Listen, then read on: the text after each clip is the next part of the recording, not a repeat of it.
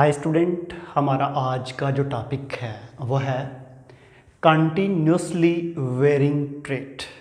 आज हम इसके बारे में डिस्कस करेंगे कि ये क्या चीज़ है, इसमें हमने क्या चीज़ पढ़नी है और क्या क्या जो है डिस्कस करनी है।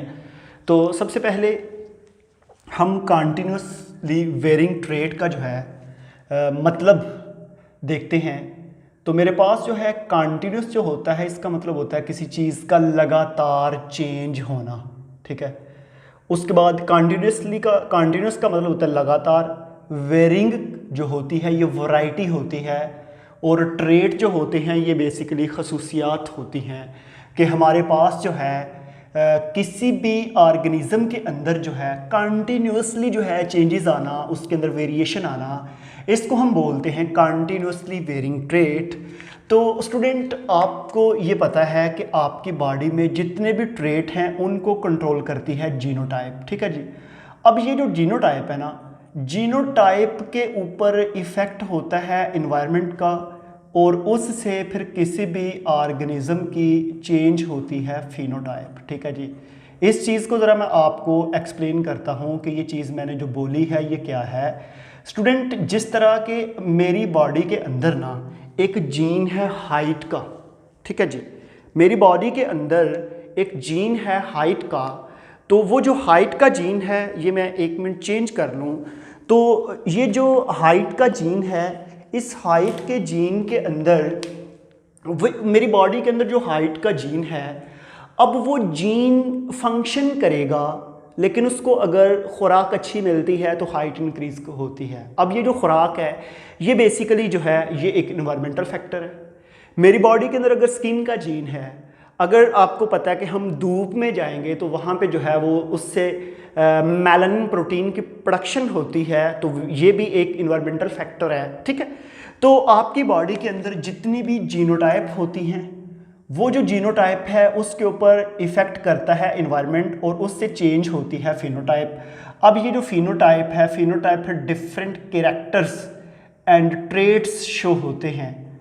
तो अब हम देख लेते हैं कि ये जो हमारे पास ट्रेट्स हैं, ट्रेट्स स्टूडेंट कितनी तरह के होते हैं। बेसिकली हम दो तरह के ट्रेट्स को डिस्कस करते हैं। एक होते हैं क्वांटिटेटिव ट्रेट्स और दूसरा है क्वालिटेटिव ट्रेट्स। इससे पहले जो हम डिस्कस करके बार बार आ रहे हैं वो है क्वालिटेटिव ट्रेट, और आज हमने जिन चीज़ों पे फोकस करना है वो है क्वांटिटेटिव ट्रेट। लेकिन एक दफ़ा हम इन दोनों को कंपेयर भी कर लेते हैं और कंपेयर करके इनको देखते हैं कि इनके अंदर क्या क्या चीज़ है और क्वालिटेटिव कौन से हैं, क्वांटिटेटिव कौन से हैं। तो सबसे पहले मैं एक चीज़ अगर आपको बताऊं, तो क्वांटिटी जो होती है इसमें आ जाती है किसी भी चीज़ की अमाउंट, ठीक है जी। और जो हमारे पास क्वालिटेटिव होता है ये बेसिकली कैरेक्टर्स होते हैं। और स्टूडेंट, जब भी हम क्वांटिटेटिव ट्रेट को डिस्कस करते हैं तो हम कहते हैं ये स्मॉल और लेस स्ट्राइकिंग है। क्वालिटेटिव जो है ये लार्ज और मोर ऑब्जर्वेबल है, ठीक है। कैसे भला? मेरे पास मैंडल के सीड की शेप है, या सीड राउंड होगा या रिंकल्ड होगा। आप इजीली ऑब्जर्व करते हैं, इजीली आपको समझ आती है कि ये वाज़ेह फ़र्क है। ये जो ट्रेट है ये हमारे पास क्वालिटेटिव है, ठीक है जी। इसके बाद सीड की शेप के बाद 4 o'clock आपने इनकम्प्लीट डोमिनेंस में 1899 में जो कोरेंस ने एक्सपेरिमेंट किया था उसमें आपने देखा था कि या वाइट होगा फ्लावर, या रेड, या फिर पिंक होगा, इसके अलावा और कोई है ही नहीं कलर, ठीक है। उसके बाद ABO blood group system. ABO blood group system में आपने पढ़ा कि या ब्लड ग्रुप ए है या बी है, या ए बी या ओ होगा, इसके अलावा और कोई ब्लड ग्रुप है ही नहीं, ठीक है।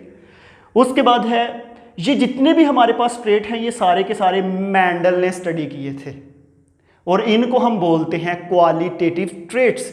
बीच में मैंडल ने भी किए थे कुछ, जो है बर्नस्टीन एंड जो दूसरा एक साइंटिस्ट था जिसने इन बर्नस्टीन ने इसकी जेनेटिक बेसिस की, और लैंडस्टीनर जो है उसने एबीओ ब्लड ग्रुप की फिनोटाइप को स्टडी किया। तो एक चीज़ यहाँ पे याद रखिएगा कि ये जो क्वालिटेटिव ट्रेट अभी तक हमने पढ़े हैं इनको सिंगल जीन कंट्रोल करता था। मैंने आपको बताया था ब्लड ग्रुप में कि एक जीन आई है, उसके आगे फिनोटाइप है, IA, IB and small I. इसी तरह सीड शेप, और जितनी भी हमने रिंकल्ड राउंड पढ़ा, येलो ग्रीन पढ़ा, तो वो सिंगल जीन होता था जिसकी आगे 2 एलील होती थी जो उसको कंट्रोल करती थी, और उसमें हमें वाजिब डिफरेंस नजर आता था कि ये राउंड है तो ये फिर क्या होगा, रिंकल्ड। और ऐसे ही इसको हम क्लासिकल ट्रेट भी कहते हैं या क्लासिकल क्वालिटेटिव कैरेक्टर्स भी कहते हैं जो मेंडल ने स्टडी किए थे, ठीक है। लेकिन स्टूडेंट इसके साथ ही अगर हम देखते हैं क्वांटिटेटिव ट्रेट को, तो क्वांटिटेटिव ट्रेट स्मॉल और लेस स्ट्राइकिंग है, ठीक है। आप ये कह सकते हैं कि ये जो थोड़ी सी चेंज आती है स्पीशीज के अंदर, सबसे पहला हाइट। अगर आप हाइट को देखें, आपके पास हो सकता है एक की हाइट है 5 फीट, एक की 5.1 इंच, एक की 5.2 इंच, एक की 5.3 इंच, ठीक है। तो ये जो ट्रेट होते हैं इसको हम बोलते हैं क्वांटिटेटिव ट्रेट, जिनको हम आगे पढ़ते हैं कंटिन्यूअसली वेरिंग ट्रेट भी हम इसको डिस्कस करेंगे। वेट है, वेट का देख लें, हर इंसान का, आपके घर में जितने भी लोग हैं हर एक का वेट डिफरेंट है। इसके बाद इंटेलिजेंट है, स्किन कलर है। स्किन कलर के बारे में मैं अक्सर कहता हूं कि अगर एक घर में एक ही वालिदैन के 10 बच्चे हैं तो सबके जो हैं वो स्किन कलर डिफरेंट है। बेशक आप सब जो हैं घर में एक दूसरे के साथ चेक कर लें, मतलब स्मॉल डिफरेंस आता जाएगा, और आते आते जो है वो आगे वेरिएशन आती जाएगी, कंटिन्यूसली वेरिएशन आ रही होती है। उसके बाद ग्रेन कलर। ग्रेन कलर के बारे में मैं यहाँ पे वीट के ग्रेन कलर को बड़ा अच्छी तरह एक्सप्लेन करता हूँ। तो ये चीज़ जो है ये डिस्कस की थी डार्विन ने। डार्विन ने कहा था कि मेंडल ने जो चीज़ें स्टडी की हैं कि हमारी बॉडी के अंदर कोई भी ट्रेट जो 2 फॉर्म में एग्जिस्ट करते हैं, एक डोमिनेंट एक रिसेसिव, ऐसा केस नहीं है। कुछ ऐसे ट्रेट हैं जो कंटिन्यूसली वेरिएट हो रहे हैं, जिनमें कंटिन्यूसली चेंज आ रही है। उसने कहा जब भी आप एक पॉपुलेशन की स्टडी करते हैं, हम ह्यूमन पॉपुलेशन की बात कर लेते हैं। ह्यूमन पॉपुलेशन के अंदर हमारे पास अगर ह्यूमन की हाइट को देखें तो हर एक इंसान की हाइट दूसरे से डिफरेंट है, मतलब चेंज आ रहा है ना, लगातार चेंज आ रहा है, ठीक है जी। तो ऐसे जो है यहाँ पे फिर हमें एक चीज़ नज़र आती है कि ये जो क्वालिटेटिव ट्रेट थे इनको सिंगल जीन कंट्रोल करता था, और ये जो क्वांटिटेटिव ट्रेट हैं इनको मैनी जीन कंट्रोल करते हैं, बहुत ज़्यादा जीन कंट्रोल करते हैं। जब इसको बहुत ज़्यादा जीन कंट्रोल करेंगे तो उसको कहेंगे polygene. Poly mean many, gene mean genetics से जीन, पॉलीजीन। और ऐसे ट्रेट को हम बोलते हैं पॉलीजेनिक ट्रेट, ठीक है जी। तो मैंने अभी 2, अगर आपका शॉर्ट क्वेश्चन आ जाए difference between qualitative and quantitative trait, तो स्टूडेंट आपने इनको जो है ऐसे ही सेंटर में लाइन लगा के आपने एक्सप्लेन करना है। मेरे ख्याल में जो है जो सबसे पहला पॉइंट आप ये लिखें कि हमारे पास सिंगल जीन कंट्रोल ट्रेट जो होते हैं उसको हम बोलते हैं qualitative, many gene trait control जो होते हैं उसको हम क्वांटिटेटिव, और जो है इधर हमारे पास पॉलीजीन आ जाएगा, पॉलीजेनिक ट्रेट आ जाएंगे, फिर डार्विन का कंट्रीब्यूशन आ जाएगा और इधर मेंडल का कंट्रीब्यूशन आ जाएगा। और यहाँ पे एक चीज़ और स्टूडेंट मैं आपको बताऊँ, मैंने आपको किसी लेक्चर में बताया था कि हमारे पास एक जीन की 300 तक भी एलील हो सकती हैं, ठीक है। लेकिन स्टूडेंट एक सिंगल जीन, हालांकि उसके 300 एलील हैं, लेकिन फिर भी उससे कॉन्टिन्यूस वेरिएशन नहीं आती जिस तरह के किस में आती है, क्वांटिटेटिव ट्रेट में, क्योंकि इसको सिंगल जीन कंट्रोल नहीं कर रहा होता, इसको मैनी जीन कंट्रोल करते हैं, ठीक है जी। तो ये मैंने अब यहाँ पे ना एक चीज़ हम डिस्कस करते हैं जिसको हम बोलते हैं एडिटिव रूल। एडिटिव रूल, ठीक है। एडिटिव रूल बेसिकली यही है कि एक ट्रेट को कंट्रोल करने के लिए डिफरेंट जीन ऐड हो रहे हैं, वो जो एडअप होते हैं, एडअप होने के बाद फिर जो है उसको आगे कंट्रोल करते हैं, एक्सप्रेशन देते हैं। यहाँ पे जाकर आपको एडिटिव रूल का और ज़रा थोड़ा सा क्लियर हो जाएगा कि ये कैसे जो है चीज़ को कंट्रोल किया जाता है। तो स्टूडेंट ये हमारे पास फिर हो गया जी 2 तरह के ट्रेट क्लियर हो गया, क्वांटिटेटिव भी एंड क्वालिटेटिव भी, ठीक है जी। अब मैंने आपको पहले ही टॉपिक स्टार्ट होने से पहले बताया था कि क्वालिटेटिव आपने ऑलरेडी पढ़े हैं, तो आज हमने किन को डिस्कस करना है, क्वांटिटेटिव को। तो स्टूडेंट क्वांटिटेटिव में पहला है हमारे पास व्हीट ग्रेन जो क्वांटिटेटिव ट्रेट है, उसके बाद ह्यूमन की स्किन, और उसके बाद है ह्यूमन की हाइट। ये 3 ट्रेट हैं क्वांटिटेटिव जो आपकी बुक में एक्सप्लेन किए गए हैं, जिनको अभी हम डिस्कस करने जा रहे हैं। सबसे पहले मैं व्हीट ग्रेन को स्टडी करता हूं। स्टूडेंट व्हीट ग्रेन जो गंदम होती है, गंदम के जो बीज हैं उनके ऊपर एक साइंटिस्ट था जिसका नेम था निल्स सोनाह्ले। ये साइंटिस्ट जो है ये से बिलोंग करता है, स्वीडिश साइंटिस्ट था, स्वीडन से बिलोंग करता है और इसके वालिद जो है वो एक फार्मर थे। इसने क्या किया कि 2 तरह के गंदम के बीज लिए और उन दोनों को आपस में क्रॉस करवाया। सुने, इसने क्या किया कि एक ये सीड है इसके पास और इस सीड का कलर था वाइट और ये जो है ये था रेड। जब इसने दोनों का आपस में क्रॉस करवाया ना, तो क्रॉस करवाने के बाद इसके पास ये कॉम्बिनेशन आया, capital A small A, capital B small B, capital C small C. ये कॉम्बिनेशन आने के बाद ये कलर आया इसका पिंक। जब ये पिंक आया ना, तो इसके जहन में एक चीज़ आ गई। इसने सोचा कि 1899 में जो कुरेंस ने एक्सपेरिमेंट किया था वाइट फ्लावर और रेड फ्लावर का, उसमें क्या इनकम्प्लीट डोमिनेंस आई थी। तो इसने कहा शायद ये इनकम्प्लीट डोमिनेंस है। इसने अब क्या किया, ये पेरेंट थे, ये F1 था, इसने F1 का आपस में क्रॉस करवाया। जब इसने F1 का आपस में क्रॉस करवाया ना, करवाने के बाद इसके पास दोबारा कौन सी जनरेशन आनी चाहिए थी, वाइट और red, according to incomplete dominance. लेकिन इसमें ऐसा सीन नहीं हुआ। इसमें जो है आगे डिफरेंट कलर्स आ गए। वो कैसे कैसे कलर आए, मैं ज़रा आपको यहाँ पे एक चीज़ बताऊँ। मुझे ये बताएं कि ये यहाँ पे 3 जो है ये एलील फर्ज कर लें और 3 जो है ये एलील हैं, ठीक है जी। एक जीन की ए, कैपिटल ए स्मॉल ए एक जीन की allele, capital B small B दूसरे जीन की 2 allele, capital C small C तीसरे जीन की 2 एलील हैं, ठीक है जी। तो टोटल मिलाकर मेरे पास कितनी एलील हो चुकी हैं, 6, ठीक है जी। अब स्टूडेंट क्या हुआ कि मुझे ये बताएं कि जब हमने ये क्रॉस करवाया तो सारी की सारी स्मॉल हैं, ये सारी की सारी डोमिनेंट हैं या रिसेसिव हैं, रिसेसिव। तो जो हमारे पास इसका मतलब फिर ये हुआ कि इसमें कोई भी डोमिनेंट नहीं हुई, सारी की सारी रिसेसिव हैं। तो वो जो कलर था उसका आया वाइट, ये मैंने लिखा हुआ है W से वाइट। सारी की सारी जब रिसेसिव हैं, कोई भी डोमिनेंट नहीं हुई, तो उससे कलर जो आया वो कौन सा था, वाइट। वाइट के बाद अगला कॉम्बिनेशन क्या होता है कि वो क्या देखता है, कुछ ऐसे सीड हैं जो लाइट पिंक हैं, LP से मैंने जाहिर किया लाइट पिंक। लाइट पिंक में एक एलील डोमिनेंट है, ये देखें। इस कॉम्बिनेशन में अगर आप देख लें तो इसमें जस्ट कैपिटल ए, इस कॉम्बिनेशन में अगर आप देख लें तो इसमें जस्ट कैपिटल बी, इस कॉम्बिनेशन में अगर आप देख लें तो इसमें जस्ट कैपिटल सी। इसका मतलब है आपके पास जो 6 एलील हैं उनमें से कितनी एलील डोमिनेंट हैं, 1, और कितनी रिसेसिव हैं, 5, ठीक है। जब एक डोमिनेंट होगी तो आपके पास कलर जो है वो आ जाएगा लाइट पिंक। जब 0 सारी की सारी रिसेसिव होंगी तो वाइट, जब एक डोमिनेंट होगी तो कलर जो है वो आ जाएगा लाइट पिंक, ठीक है जी। इसके बाद कुछ उसके पास ऐसे सीड है जिसमें 2 एलील डोमिनेंट हैं, ये देखिए, कैपिटल ए कैपिटल बी बाकी सारी recessive, capital B capital C बाकी सारी recessive, capital A capital C बाकी सारी रिसेसिव। तो कितनी कितनी डोमिनेंट है, 2। इसमें जो थी 0 डोमिनेंट थी, इसमें जो है 1 डोमिनेंट है, इसमें 2 डोमिनेंट है। इसमें ये जो 2 डोमिनेंट है ना, इसकी वजह से उसका जो कलर है वो आ गया जी पिंक, ठीक है जी। पहले वाइट था, फिर लाइट पिंक, और उसके बाद क्या आया, पिंक। पिंक के बाद जो हमारे पास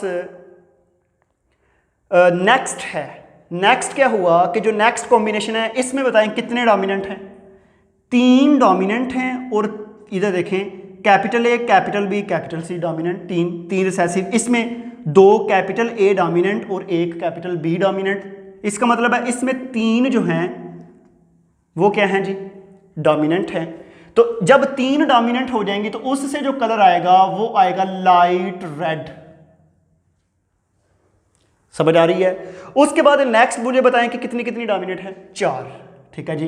तो जब स्टूडेंट 4 एलील डोमिनेंट हो जाएंगी तो उससे जो कलर आएगा वो आएगा रेड, और रेड के बाद जब 5 डोमिनेंट होंगी तो उससे जो कलर आएगा वो आएगा मॉडरेटली डार्क रेड, और जब सारी की सारी डोमिनेंट हो जाएंगी, मेन के कॉम्बिनेशन हमारे पास जब आएगा capital A capital A capital B capital B capital C, सारी की सारी जब डोमिनेंट आएंगी तो हमारे पास कलर आएगा डार्क रेड और इधर हम लिख देते हैं 6।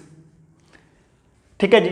तो ये जो स्टूडेंट हमारे पास जो है वीट ग्रेन जो है, सॉरी, वीट के जो दाने हैं उनके हमारे पास जो है एक वाइट पीक और एक डार्क रेड पीक, इसके सेंटर में बेशुमार डिफरेंट कलर आ रहे हैं। तो ये जो डिफरेंट कलर आ रहे हैं इनको हम क्या बोलते हैं, कंटिन्यूसली वेरिंग ट्रेट स्टूडेंट हैं। और उसके बाद ऐसे हम जो है अगर नेक्स्ट डिस्कस करें तो हमारे पास है ह्यूमन स्किन। अब ह्यूमन स्किन को जो है मैं बताऊं आपको कि जिस तरह यहाँ पे 3 जीन थे और एलील कितनी थी, 6 एलील थी, इसी तरह हमारे पास ह्यूमन की स्किन के अंदर 3 to 6 जीन पेयर होते हैं। 3 to 6 जीन पेयर हैं। ये जो जीन है ये मैक्सिमम वैरायटी देते हैं स्किन, ह्यूमन की स्किन के अंदर, ह्यूमन की स्किन के अंदर वैरायटी देते हैं।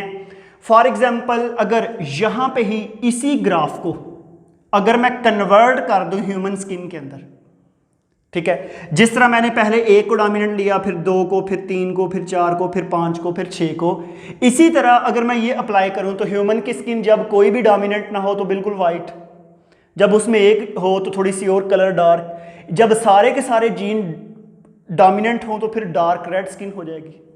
समझ आ रही है? तो इस तरह किसी भी पॉपुलेशन के अंदर हम ये फाइंड कर सकते हैं कि उस पॉपुलेशन में वाइट कलर के लोग ज़्यादा हैं या डार्क ब्लैक कलर के ज़्यादा हैं या दरमियाने कलर के ज़्यादा हैं, इस तरह, क्योंकि ये जो पीक ऊपर को बार जो है ये नंबर बताता है कि कितने इंडिविजुअल हैं। फॉर एग्जांपल वाइट सीड 5, उसके बाद लाइट पिंक जो है वो 10, उसके बाद पिंक जो है वो इसी तरह 15 और सो ऑन। समझ आ रही है? क्योंकि ये जो है ये एक्स एक्सिस और ये क्या है, ये वाई एक्सिस। आपको ये मैथ के अंदर ये चीज़ें आपने जो है पढ़ी हुई हैं। तो स्टूडेंट हमारे पास है next human height. Human height को मैं आपके साथ डिस्कस करता हूँ, वेरी सिंपल। इसके अंदर क्या होता है कि अगर मैं आपको ये काम दे दूं कि आपकी क्लास के अंदर जितने भी लोग हैं ना, आप उनकी हाइट को मेजर करें और उसका फिर आप जो है चार्ट जो है ग्राफ ड्रा करें या बनाएं। आपकी क्लास में जितने भी बच्चे हैं ना, आप क्या करते हैं कि सबसे पहले एक वर्टिकल एक्स एक्सिस और वाई एक्सिस ग्राफ बनाते हैं।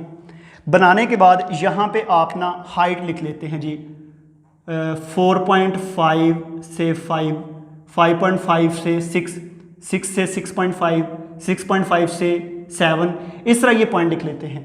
अब आप क्या करते हैं कि इधर नंबर ऑफ स्टूडेंट हैं 10, 20, 30, 40, 50 जितने भी हैं, ठीक है जी। अब क्या होगा कि फॉर एग्जांपल मेरे पास ना मेरी क्लास के अंदर 5 स्टूडेंट हैं जी, जिनकी हाइट 4.5 से 5 के दरमियान है। मैं इधर ग्राफ लगाऊंगा, इधर ये 5 है, इधर 5 के बराबर वो ग्राफ बन जाएगा। समझ आ रही है? क्योंकि अगर मैं यहाँ पे ये लिखता हूँ जी 70, अब मुझे ये बताएं ये जो ग्राफ है मेरी, ये ग्राफ 70 के बराबर आ रहा है, तो इधर ग्राफ के इधर नीचे लिखा होगा 6 फीट, तो 6 फीट के कितने स्टूडेंट मेरी क्लास में हैं? 70, क्योंकि ये ग्राफ 70 तक पीक कर रहा है। ठीक है जी। तो ऐसे जो है ग्राफ बनने के बाद, इस तरह के ग्राफ बनने के बाद अगर हम इसको ऊपर से ऐसे मिलाएं तो मिलाने के बाद हमारे पास ये जो कर्व बनता है इसको हम बेल कर्व शेप कहते हैं। इसकी जो शेप है बेल शेप कर्व बनता है।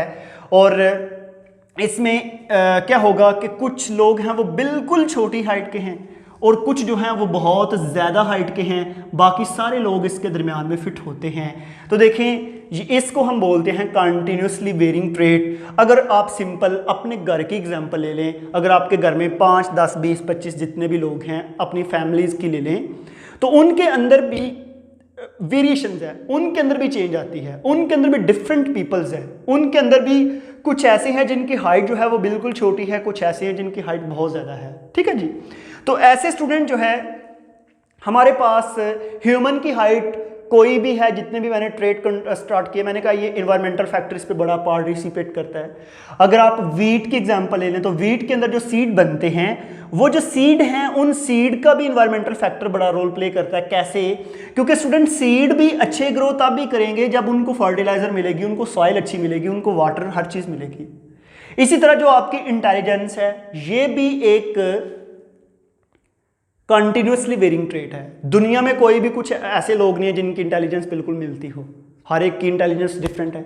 एक की वालिदैन के 10 बच्चे हैं सबकी इंटेलिजेंस डिफरेंट है। अगर वही वालिदैन थोड़ी सी और हार्ड वर्किंग करें, अगर बच्चे 20 हो जाएं, तो फिर जो है फिर भी आप उसको देखें तो उनकी जो सबकी इंटेलिजेंस है वो सबकी डिफरेंट होगी दूसरों से।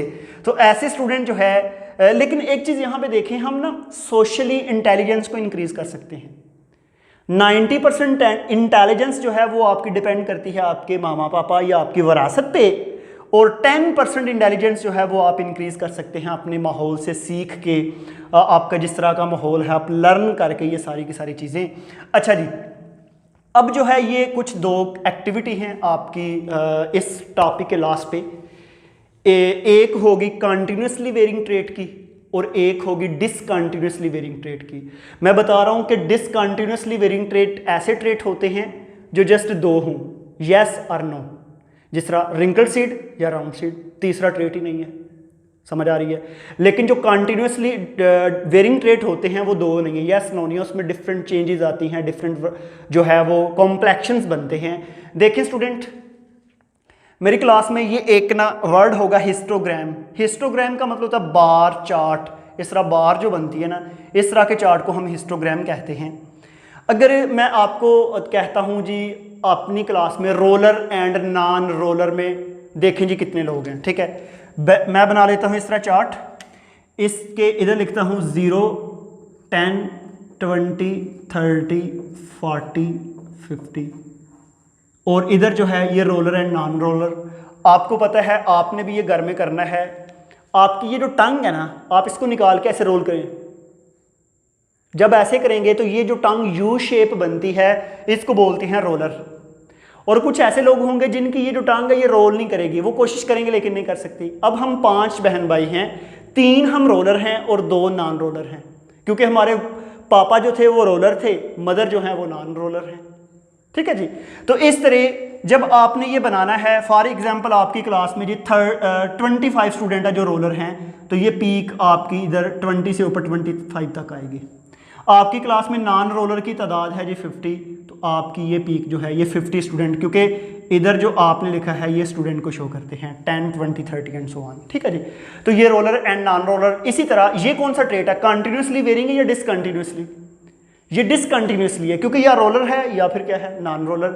इसी तरह अगर आप क्लास में हाइट की बात करें तो वो कौन सा होगा, कंटिन्यूसली वेरिंग ट्रेट है। ठीक है जी। तो स्टूडेंट ये हमारा आज का एक छोटा सा टॉपिक था। एक चीज़ यहाँ पे मैं एक और आपको लास्ट पे बताता जाऊँ कि आपको पता क्वांटिटेटिव में हम अमाउंट की बात करते हैं। किसकी बात करते हैं? अमाउंट की। अमाउंट क्या, ज़रा थोड़ा सा क्लियर कर लें कि मुझे ये बताएं कि आपकी स्किन जो है ये कंटिन्यूसली वेरिंग ट्रेट है, लेकिन मेरी स्किन लेट्स सपोज के वाइट है। अगर मैं सन में जाता हूँ तो मेरी स्किन वाइट रहेगी या ब्लैक हो जाएगी? ब्लैक होगी। क्यों? क्योंकि स्किन सनलाइट की वजह से यहाँ पे जो सेल होते हैं वो मेलानिन पिगमेंट की प्रोडक्शन करते हैं। अब मेलानिन प्रोडक्शन कितनी ज़्यादा है, उसकी क्वांटिटी कितनी है।